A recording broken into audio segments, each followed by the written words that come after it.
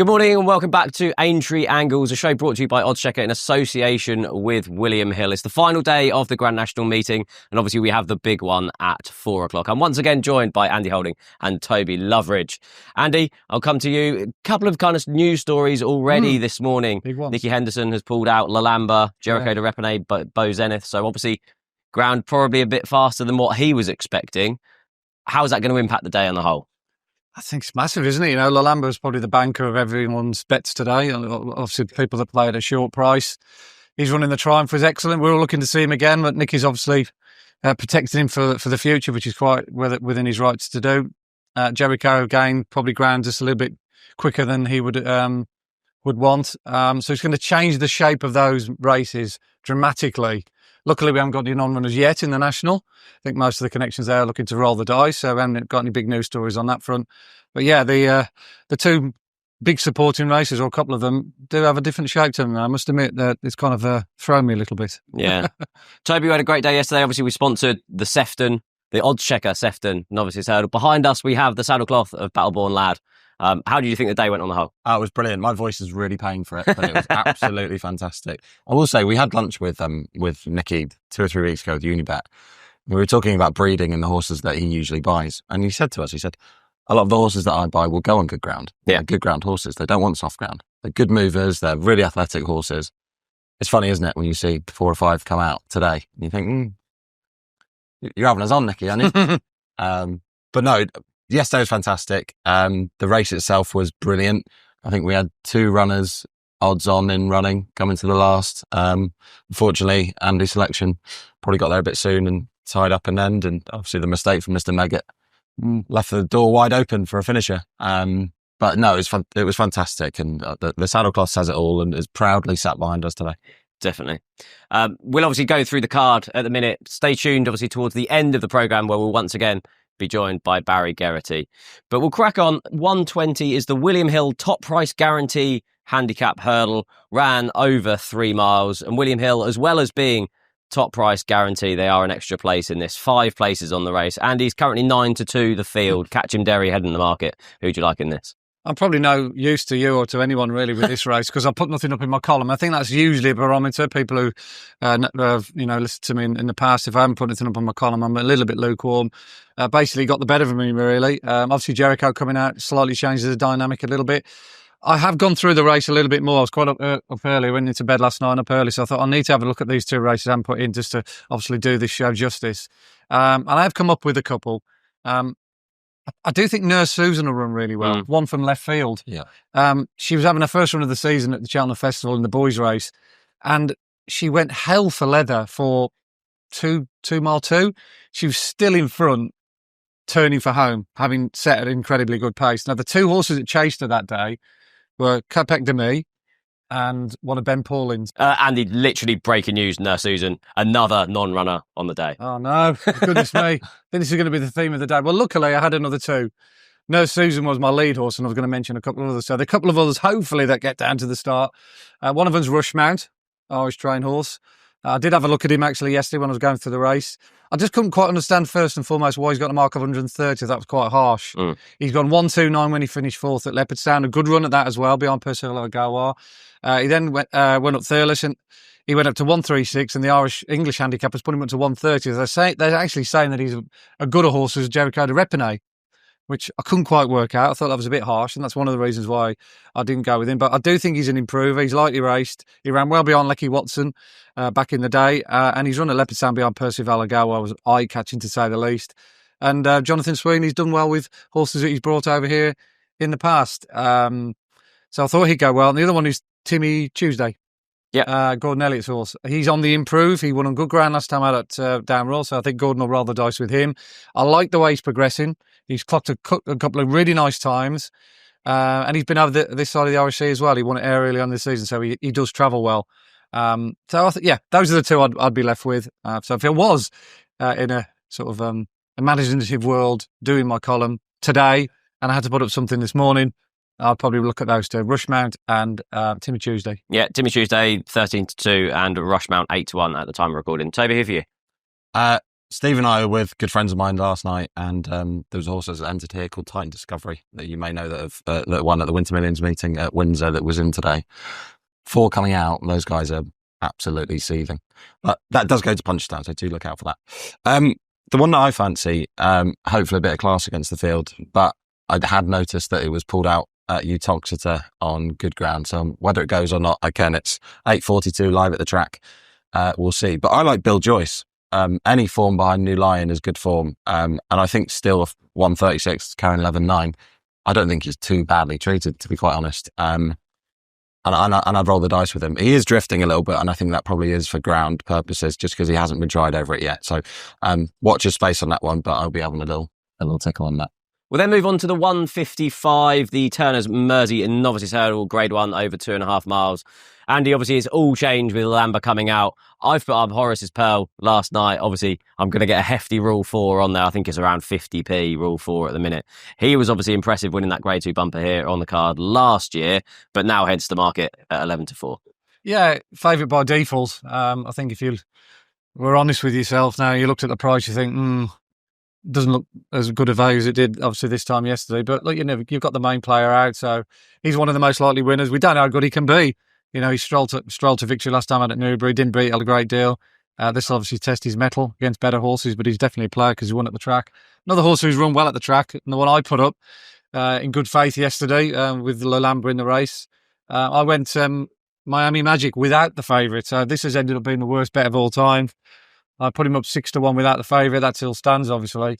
But now you can actually back him at 10-1, I believe you say? Just shortened slightly, 17-2. Okay, 17-2. So I'm not too far away. I do think he'll run really well. Every reason to believe that he'll stay the trip. Yep. He looks as though he will. He didn't stop behind Potter's Charm here in the Form B. He run well back at Kempton last time out in the Grady race. Of course, we saw Celtic Dino tragically not win the last race after a really bad start and almost getting brought down early on. I think he would have won that very easily had that not happened to him. So I think that form of Kempton race is good. And he likes good ground. And the Shoe Edmund horse is in good form. Freeman is in his last 12 runners. Lots in his favour. More in his favour than I actually think his odds suggests. I think he's one of those horses that I think he's just a little bit under the radar. So Miami Magic, still fairly keen on him. Good. Toby? We were down in hospitality with some clients yesterday. Steve and I were chatting before the novice, and Salvatore Monday was particularly interesting because he came right past us and we thought if he goes down nicely, he's probably worth a bet.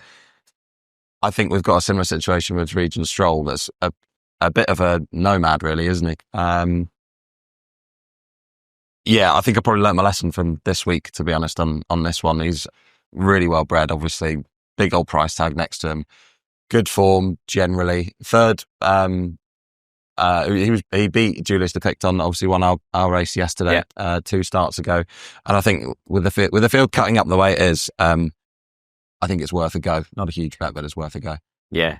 Penny for Paul Nicholls' thoughts at the end of the week. If he then wins Grade 1s with both Caldwell Potter and Regent Stroll, it'll, he'll get some buzz out of that. We'll then move on to the 2:30. It's the William Hill handicap chase, run over just over 3 miles. Imperial Saint currently heads the market at 100-30, and it is a race where William Hill are an extra place. They are 4 places on this race. Toby, I'm going to come to you first. I found this really difficult. So did I. But I sided one with a bit of recent form. I also won the Yorkshire Handicap at Doncaster last time. Doc picked me. It's only got £4 for that. And I think it's probably still reasonably treated, but I find it really difficult, so I'll let the pros go.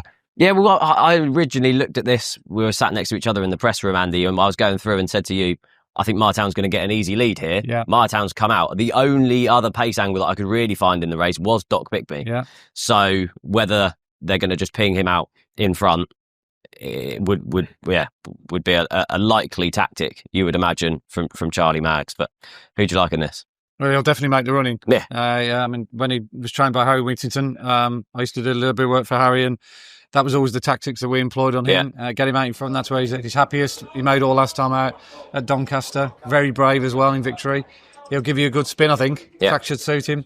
I really fancied Martown. I thought Martown would win this because of the form of the Ultima. I think he's very strong this year, and I think he's he's good enough to perhaps be a graded horse next season. I think he'll probably carry on the hoofprints of or Hoy Senior. I mean, he left such an impression that day. I mean, he was like 25 lengths quicker from 3 out to the line than Hater Calor when he won the National Chase. So he's a seriously good operator. Back in fourth, I think, was Happy Go Lucky. Yeah. So if you like the Ultima form, and I know you do because you like the Change of Man yesterday, he ran really well. Yeah. So he wasn't disgraced in a Grade 1. Then you've got to give him a chance. The yard's in good form. They had a winner at Utoxa the other day. Yeah. I think it was Marla, was it? Something like that. So I think he'll go well. And the other one I quite like is Peaky Boy. Yeah. John Joe Neal's horse. John Joe's had a good winner yesterday. He went to Ascot last time out off the back of 1 or 2 little niggles at home, so I've led to believe. I don't think he was quite right. He'd missed quite a bit of work going into Ascot, and that showed. He was never at the races. He jumped poorly. But ultimately, I think the difference between his runs early on in the season and Ascot was going right-handed. He jumped out to his left, and he just didn't like it. But going left-handed, his 2 runs at Cheltenham this season are first class. That run behind Hoti Calor, when he split him and Transmission, stands up. I think Hoti Calor will be a Grade 1 horse next season. And he comes in nice and fresh. He goes well fresh. He won first time out this year. So I do think Peaky Boy is one of the class angles of the race. And there's a lot of deadwood in there. You know, I don't want to call Sam Brown deadwood because he's a good horse, but he's a 13-year-old. Yeah. There's a lot of that kind of horse in it. Yeah.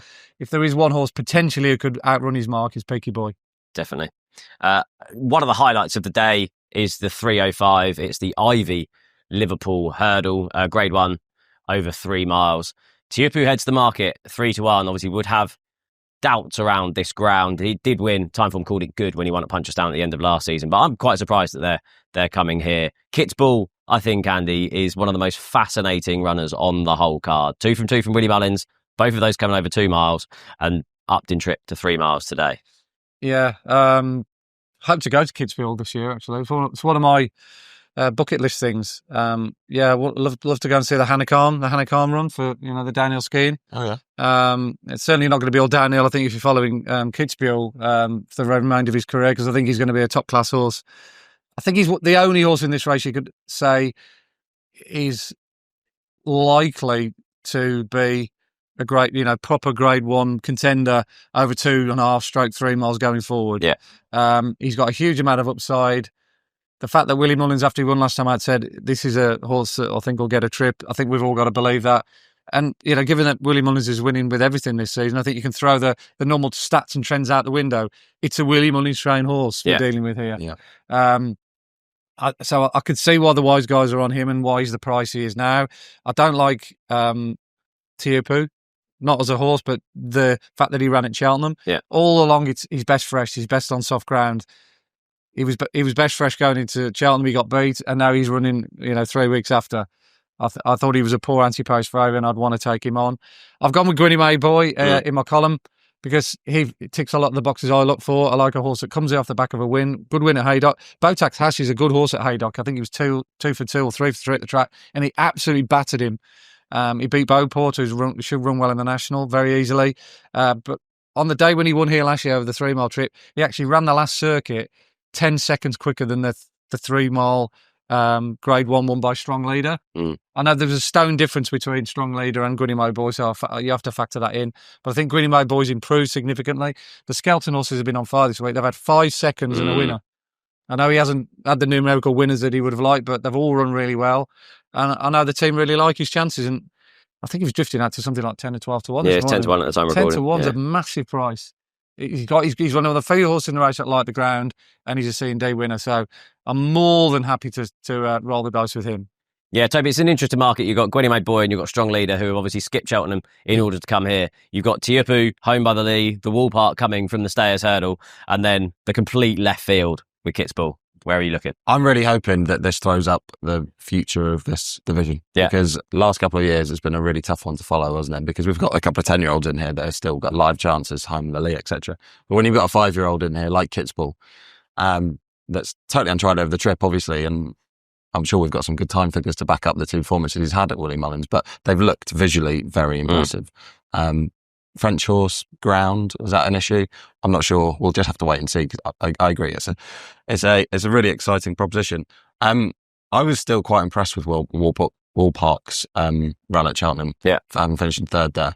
I think he's probably a bit better than that run suggests as well. And I think probably the ground will suit him. He's tried and tested on this, and at 10-1 in what looks like a very open market, I think is a reasonable bet. Yeah, I really thought they put some cheap pieces on him. I thought that benefit, it kind of hit a flat spot and then stayed on again. I thought we might have saw some headgear, which obviously hasn't been put up for this race.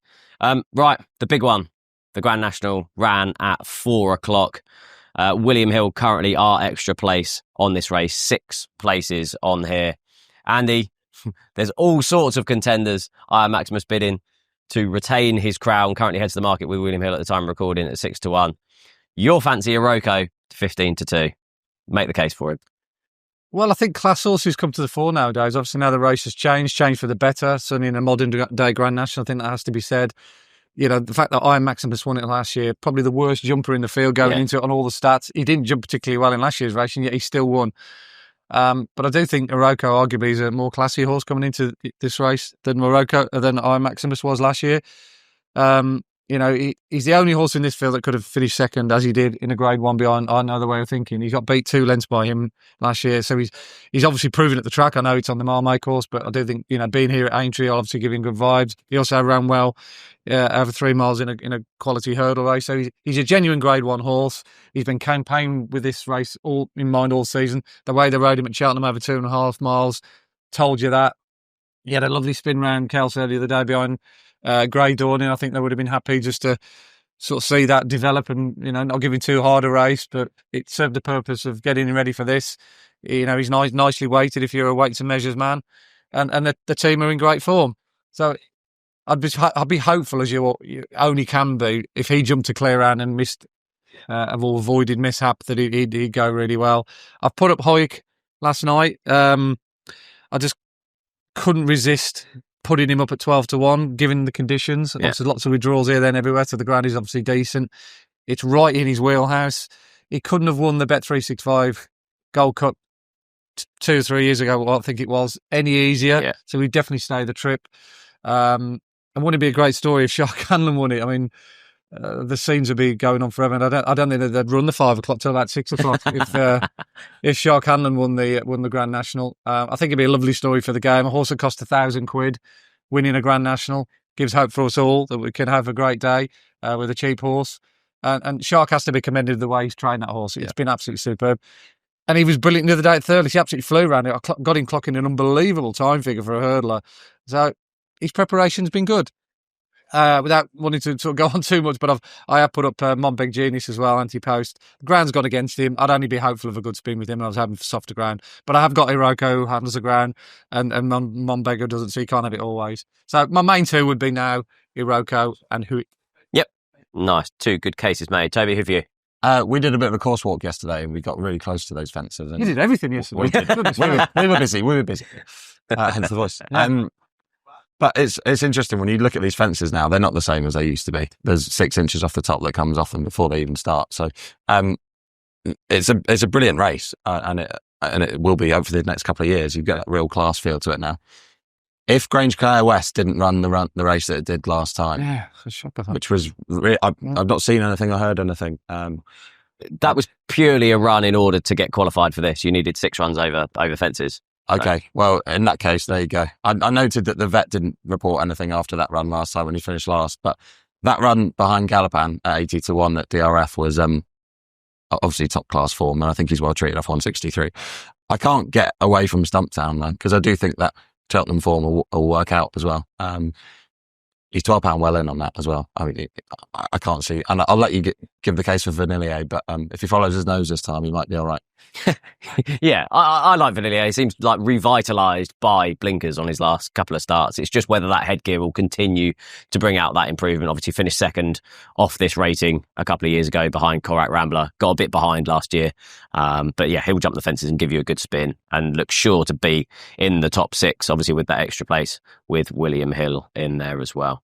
We'll then move on to the Grade 1, the Magul Novices Chase, run over just shy of 2 miles. Lodesud currently heads the market, and he is the horse that is price boosted with William Hill, currently 9-4 from 2-1 at the time of recording. Andy, this was another race that I found really difficult today. Yeah, I by and large want to take on Lodersud. I thought he had a hard race at Warwick. He was on his hands and knees that day. He had another hard race in the Arkle. I think in hindsight, they probably would have been better served missing the Arkle and coming here, because then that break between Warwick and this meeting would have been the perfect pause that refreshes. I just, there's something about his chances that I'm not overly keen on. I've gone for Caliph de Burley. He was, I think, 72 4-1 yesterday. He's tightened up quite considerably in the last 24 hours. But he's similar to sort of like your Caldwell Potters in the way that Nichols has approached this meeting, or he tends to do. He's obviously recognised that Cheltenham probably wouldn't have been a wise move for him at this stage of his career. I didn't think he wanted to throw him in against Marsborough. Whether he thought he was quite good enough, I don't know, but then that's probably going to end up being a wise decision. He didn't say 2.5 miles on heavy ground at Sandown last time out. That just wasn't his bag. But over 2 miles, got an unbelievably good record. Yeah. And he's a spring heel jumper. I mean, the way he beat Vincenzio as well that day at Cheltenham. And Vincenzio's a good horse. He went on to win well at Windsor next time. It was something to behold. And it would be in keeping with the general theme of the week with the Nichols horses running quite well, that he could cap a good meeting off for him in the Hales colours as well. Yeah. So yeah, really strong on Calais. Actually, the more I sort of like look at that race, the more I think I'm on the right one. Yeah. Toby, it's tight at the top of the market. Loads said 2-1, Caliph de Burley 9-4, Only by Night 11-4. That Arkle all changed complexion in the final 100 yards of the race. But who do you like in this?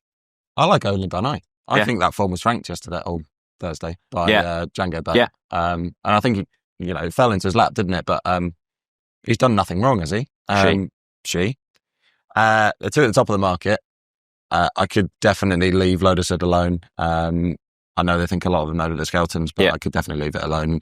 I think Caliph de Burley is something that at this point is an unknown quantity, really, at this sort of level, isn't it? So, I'm going to go with the proven form, and I think Only by Night has got that, and it's been fracked already. Yeah, I like it. And then lastly, it's a Grade 2 bumper on the card. Again, I think I've said this about 5 times this preview. I found this tricky. It's 4-1 the field. It's Mossy Fen Road is the favourite of 4-1. Again, William Hill understand that it's a tricky card today, so they are giving you another extra place. It's 4 places on this race. And is it as simple as Willie Mullins in the bumper? Green Splendour, 5-1. Could well be, yeah. Normally the time figures that we keep give you a little bit of a steer into these races where you'd think they wouldn't, because you think, well, bumpers are generally slowly run, blah, blah, blah. But they do count for a lot when you've got something that's run in a strongly run environment before, because they're not alien to it, where it can throw all the horses off. Bambino Fever, for instance, posted a good number prior to Cheltenham, and she justified that. Florida Dreams, I remember putting that horse up here 2 years ago. He was the top horse on our figures going into Aintree. So I've tried to look at the same formula this year, but there was nothing that was standing out. I just didn't have anything to hang my hat on. The only one I thought might improve and did a good number last time out when it won was Destination Dubai. A little bit under the radar, around about 18-1. I really liked him. He's a big, physical, prepossession specimen. I think he'll do really well for connections next season over hurdles.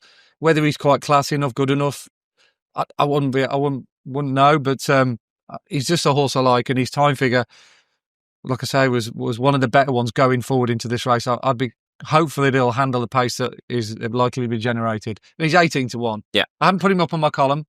I thought I'd end on Caliph de Burley. I'm hopeful of signing off Aintree with a winner. Yeah. Hence, I didn't go with the last race, but he'd be the one I'm putting up for this podcast purposes. Yeah, perfect. And Toby, finally for you. I was impressed with Mossy Fen Road the last day.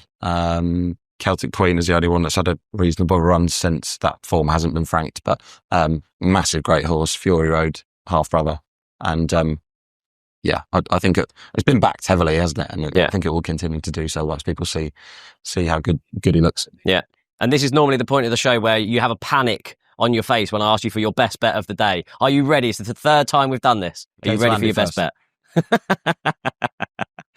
My best bet of the day, I have this panic every time because we've just been through the entire card. But my best bet of the day is probably Doc Pickney. I hope he gets. We were having a chat yesterday about horses leading, and the hurdles course is incredibly difficult to do that, but the chase course is slightly easier. Yeah. And I think Doc Pickney hopefully gets an easy lead and It gets a breather around that bend and quickens down the home straight. Yeah, that's in the 2:30, the William Hill handicap chase. Andy, for you?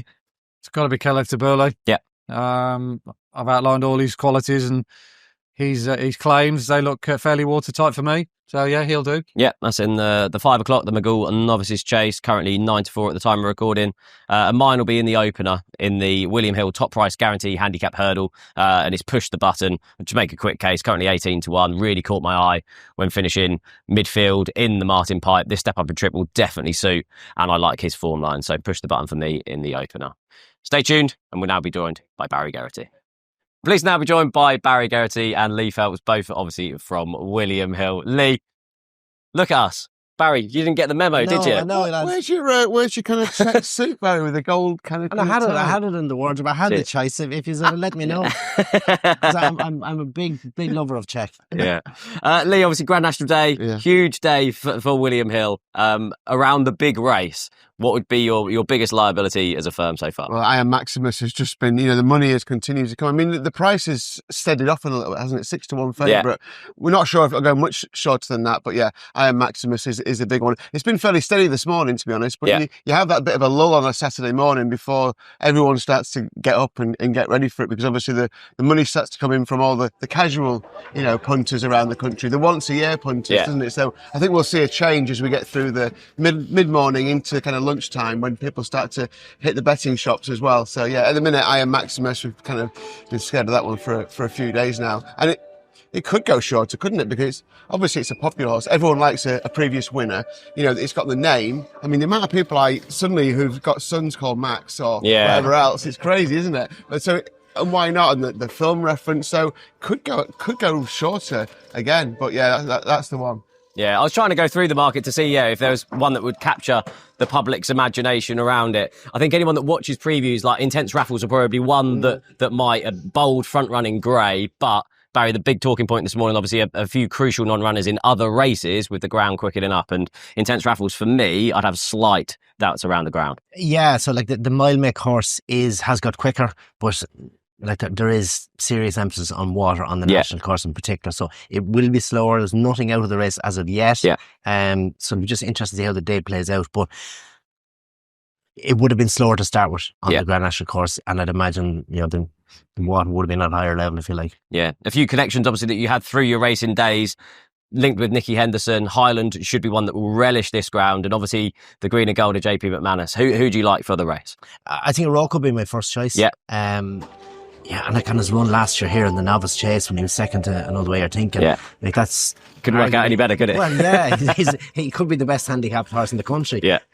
So he would be my first choice. I think Vanillier, who was unlucky in the cross country, second in the race 2 years ago, he wasn't his form prior to the run last year when he disappointed in the Grand National wasn't as strong as it is this year. So I think he's got a big say. And Highlands, drying ground. Yeah. Now maybe there's a bit of wishful thinking there for Nicky, but I do think he has to have a big chance. He's got a nice weight. Another horse that could be well handicapped. Yeah. And then the rest on the kind of the undercard. Have you got any strong fancies in any of the other races on the day? That's at Home by the Lee. He's beaten Bob Ollinger's last 2 runs. Now, obviously, that form couldn't have worked out any better. But he unseated in the stairs hurdle. Yeah. It's a harsh unseat, isn't it? That's one of those ones that as a jockey you get in and see you next to the name. I know, exactly. But his form is, he's rock solid. He seems much sweeter than himself this year. Yeah. He's been placed in the stairs before. He races at a high level. Obviously, Willie's horse, who I won't put money Kitsburg, yeah. He's a bit of an unknown. He's stepping up from 2 miles to 3 miles. If it was anyone else, you'd say they're crazy. But Willie Mullins, you just don't know. So he has potential, unknown potential. But Tiahupu is a horse who rather has time between races, so I'm surprised to see him come back. And drying ground wouldn't be ideal for him either. So no, I think Home by the Lee is going unnoticed. Yeah, definitely. Lee, you sponsor a couple of the big handicap hurdles. You've been rewarded with big fields. You've given the punters extra places. Is there anything else that caught your eye for the day? The opening race, the William Hill top price guarantee. Yeah. Obviously, there's a top price guarantee on that one with extra places as well. There's a couple of market movers. I mean, when the Grand National's done and people are leaving this racecourse, There are a couple of market moves. Our boy Stand in the last 16's in from 33 to 1. Might be worth a look. Yeah. Put him. He's good That might be form. why then, Barry. Well, that's why the money's coming. He beat Muniara, who was second to win Beneath My Wings in Ascot. And that was a very strong bumper. Yeah. So that form worked out well. But another one to me is, I was surprised to see him as big as he was beforehand. Yeah, so into 16s. I mean, the National itself paying 6 places. Everyone, I mean, we obviously, when we're doing the previews, we talk a lot about the shorter price ones, don't we? I mean, we've been talking a lot this week about Gavin Cromwell's 3, who's another one of our ambassadors, of course. Stumptown into 9 to 1. It's another one that, kind of, alongside Iron Maximus, really, that is probably one of the worst results for us in the book. Yeah. But I think Percival Legal Wow, again, though, it's been backed in. It's probably 10 to 1 now. So we've got Stumptown 9 to 1, 10 to 1 Percival Legal Wow. And actually, Vanillier is the one that's drifted slightly in the market, 14s. But yeah, at bigger prices. I mean, I know you were talking about, and you said you were the only person at Aintree who was talking about Brave Man's Game. Drifted out a little bit from 40s to 50s. I like Can Do Kid. I mean, I think might be one of those where the ground is actually in favour. It's whether the distance is gettable, I guess, and obviously the Nichols kind of hoodoo but of the drying ground is making the distance more achievable. Yeah, so maybe, and that's around 18 to 1 with us at the minute. But if you're looking for a bigger price, there's still plenty in there at bigger prices that can do it. And if you get in the 6 places, it's worth a look at some of those bigger ones, isn't it? It'll be a typical meeting, wouldn't it, for Paul Nicholls if he comes here, wins a Grade 1 with Caldwell Potter, wins a Grade 1 with Regent Stroll, possibly earlier on the card, and then goes and wins the Grand National. Yeah. Some change in season for Paul Nicholls, crazy, wouldn't it? Yeah. Excellent. Perfect. Thank you very much for joining us. Thanks to Barry and Lee for joining us. And I hope you enjoyed our whole Grand National previews.